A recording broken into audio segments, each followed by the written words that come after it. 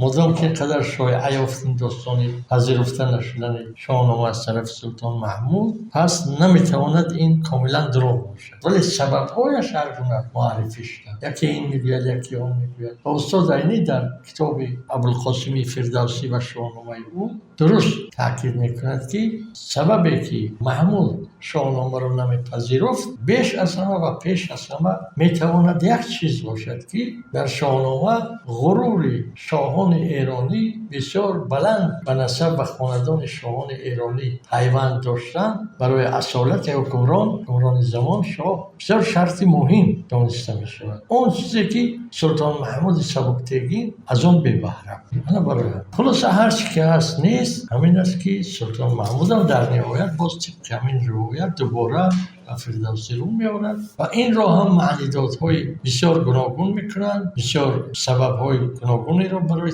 این کار می‌جویند، ولی باز نظر درست و صحیحی استاد صدرالدین عینی در اون کتاب ابوالقاسم فردوسی و شاهنامه او این است که محمود بعد از آن که شاهنامه را رد کرد، بعد از آن که استقبال سراسری مردم را از شاهنامه دید، گبر مسلمان و که و می ایرانی و غیر ایرانی و اما عاشق شاهنامه شیمان و بهانه میجوست که عذر شاهنامه رو پشا بیاورد. آن بهانه رو زمان یافت و آن عذر رو رسید. اندر ستایش سلطان محمود: جهان آفرین تا جهان آفرید، چو او شهریار نیامد پدید. فردوسی میگوید حیران نشوید، جهان آفرین تا جهان آفرید، چو او شهریار نیامد پدید. چو خورشید برگاه بنمود تاج، زمین شد به کردار تابنده عاج. چی گویی که خورشید تابان کی بود، کزو در جهان روشنایی فزود. ابوالقاسم یعنی کنیتی سلطان محمود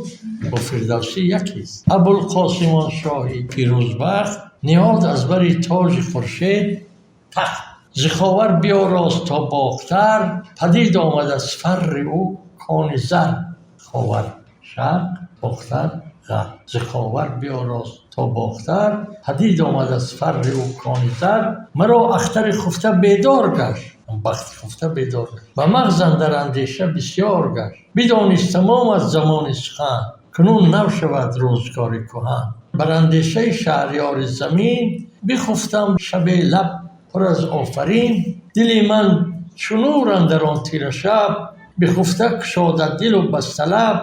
چنان دید روشن روانم به خواب، که رخشنده شمع برآمد ز آب. همه روی گیتی شبی لاجورد، از آن شمع گشتی چو یاقوت زرد. در و دشت برسان دیبا شدی، یکی تخت پیروزه پیدا شدی. نشسته بر او شهریار شما، یکی تاج بر سر به جای کلاه. رده برکشیده از سپاهش 2 میل، به دست چپش 700 ژندفیل. یکی پاک دستور پیشش به پای، به داد و بدین شاه را رهنمای.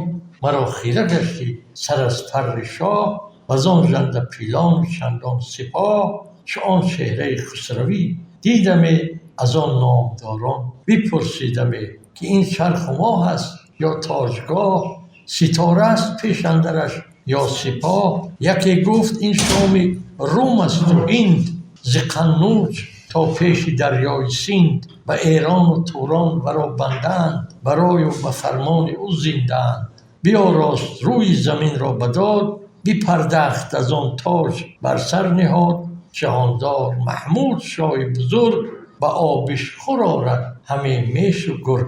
یعنی جای آب خوردن میش و گرگ، گوسفند و گرگ یکجا میشود. از عدالتی که در حکومت خود سلطان محمود جاری کرده است. این مثال من مثلا با هم از یک جا آب خوردن میش و گرگ در آب گرگ در ادبیات و در ضرب مسئله ها و مقاله بسیار است. ز کشمیر تا پیش دریای چین، برو شهریاران کنند آفرین.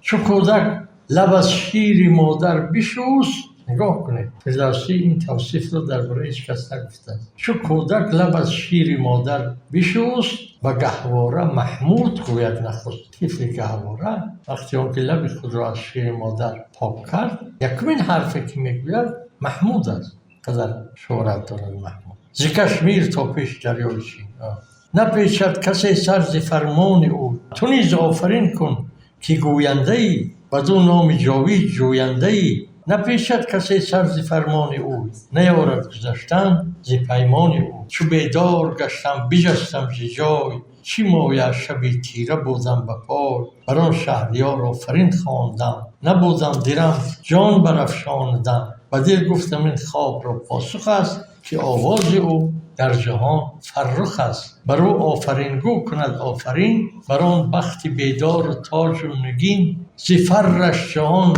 شد چو باغ بهار، هوا پر ز ابر و زمین پر نگار. ز ابر اندر آمد به هنگام نم، جهان شد به کردار باغ ایرم.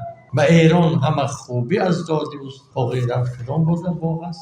باغ افسانوی است. باغی که شداد را ساخت که نسخه بهشت در زیر زمین، او در اون بهشت جاویدانه میموند. وقتی که پا بر رکاب میماند که رود با اون باغ درآید، در اون پای در رکاب ماندنش جانش برآمد و اون باغ ناپدید شد. حالا یکی از اساطیر بزرگ همین باغ ایران است در تاریخ کتاب. اون باغ در زیر زمین ناپدید شد و بعضی روایت ها هست که یک دهمرده است، یک اسکر، یک جهانگرد است، یک اسکر راه را گم میکند، در سوراخی در غار یا زمینی میدراید و به جای میرود مانند بهشت. همچنین آوازه‌های هم هست که کسانی تصادفاً اون باغ را دیدند.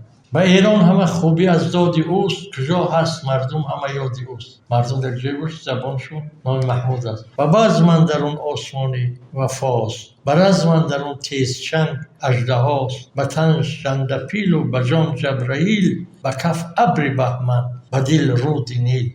به تن ژنده پیل و به جان جبرائیل، به کف ابر بهمن به دل رود نیل. سر بخت بدخواه از خشم او، چو دینار خور است در چشم او. خیلی دینار را با آسانی از دستش می اندازد، خیر میکند، همین گونه سر بدخواه را هم با آسانی از تنش می اندازد. نه کنداوری گیرد از تاج و گنج، نه دل تیره دارد ز رزم و ز رنج. هر آن کس که دارد ز پروردگان، ز آزاد از نیک دل بردگان. شهنشاه را سر به سر دوستدار، و فرمانش بسته کمر استوار. شده هر یک شاه بر کشور، روان نامشان در همه دفتر. نخستین برادرش کهتر و سال، که در مردمی کس ندارد همال.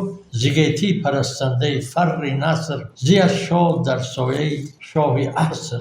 کسی کش پدر ناصرالدین بود، سر تخت او تاج پروین بود. خداوند مردی و رای و هنر، بدو شادمان مهتران سر. و دیگر دلاور سپهدار توست، که در جنگ بر شیر دارد فسوس. ببخشد درم هرچی یابد ز دهر، همه آفرین جوید از دهر بهر. به یزدان بود خلق را رهنمای، سر شاه خواهد که ماند به جای. جهان بی سر و تاج خسرو مباد، همیشه بماند جاوید شاد. همیشه تناباد با تاج و تخت، ز درد و غم آزاد و پیروز بخت. کنون باز گردم با آغاز کار، سوی نامه نامور شهریار. نگاه کنید با چی حرارت فردوسی سلطان محمود را هم از زبان اون هاتفی که در شب خواب با او بشارت می‌دهد. فردوسی دروغ نمیگوید، حقیقت چنان خوابی باید دیده باشد که چنان سخنان بگوید، وگرنه نمیگوید. همش با کمال الهام و وجد گفته شده است.